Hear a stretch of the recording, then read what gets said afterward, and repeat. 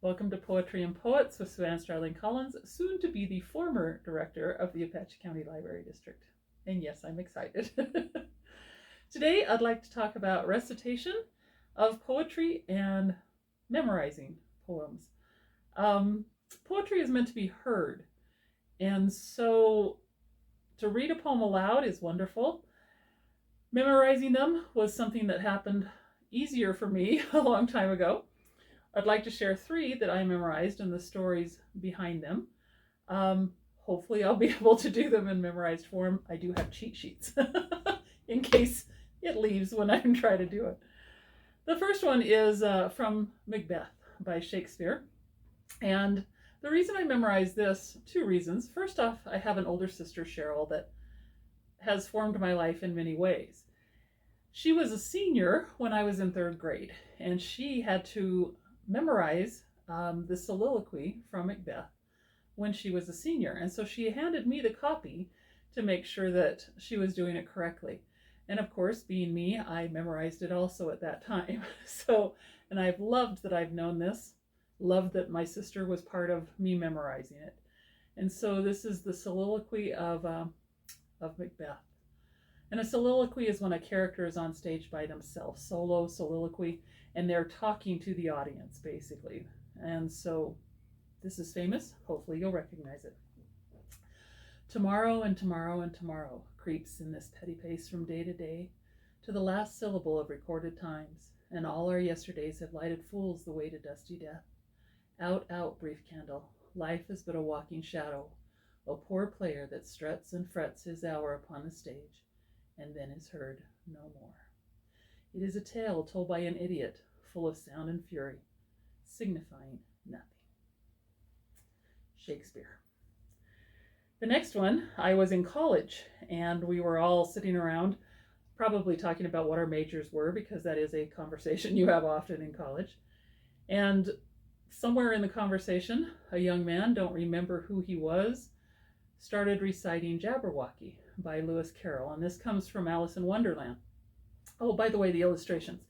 This is, of course, Macbeth. Great illustration. I know I'm going to murder his name. This was done in 2016, and his name is Christoph Glazewski. I'll just spell it. He's a Polish artist, and I think it's a wonderful illustration of Macbeth. This is the Jabberwocky. This was done by John Tenniel. It's part of the illustrations for Alice in Wonderland. Wonderful, gives you an idea of maybe what the Jabberwocky, at least in his interpretation, looked like. But I loved this man just out of nowhere, just started reciting the Jabberwocky. And I thought it was so cool, and so I wanted to be able to do that too. So this is Jabberwocky by Lewis Carroll.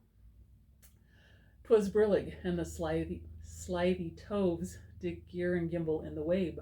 All mimsy were the borer groves, and the mome raths outgrabe.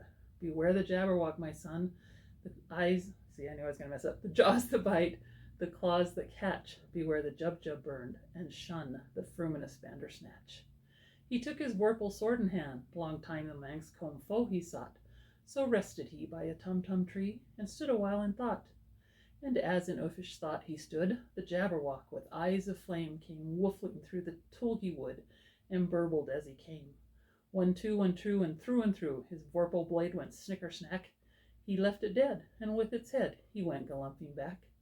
And hast thou slain the Jabberwock? Come to my arms, my beamish boy. O frauduous day, Callooh, Calais, he chortled in his joy. 'Twas brillig, and the slithy toves did gear and gimble in the wabe. All mimsy were the borer groves, and the mome raths outgrabe. I remember after we had Thomas that I wanted to call him my beamish boy because of this poem. And of course it never stuck. I wanted it to, but it didn't work. The sound of this poem is gibberish somewhat, but there is a story in it.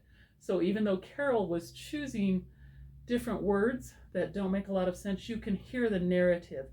You know that he's been sent out to prove himself, to defeat the Jabberwocky, and he does. O frabjous day, Callooh, Calais. He succeeds, and he brings the head back, and his father is pleased with his adventure. And the last one is just one that has a wonderful rhythm to it. El Dorado by Edgar Allan Poe. And if you've seen the movie with John Wayne and James Caan, nothing is as wonderful as James Caan sitting on a horse. And I always thought he looked nice anyway. And reciting El Dorado to John Wayne, and I think it's Dean Martin. I'm not sure who the other character is. And so we have El Dorado. And this is by Edmund Dulac. And again, a wonderful, wonderful illustration of this poem. El Dorado by Edgar Allan Poe. Gaily bedight, a gallant knight, in sunshine and in shadow, had journeyed long, singing a song, in search of El Dorado.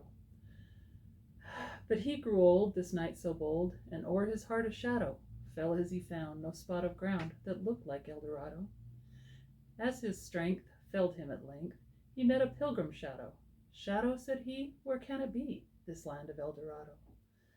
Over the mountain of the moon, down the valley of the shadow, ride, boldly ride, the shade replied, if you seek for El Dorado. El Dorado, of course, the city of gold, the city of what we're looking for. We may not ever find it, and so death finds him first, the shade replied. But keep writing, keep looking for it.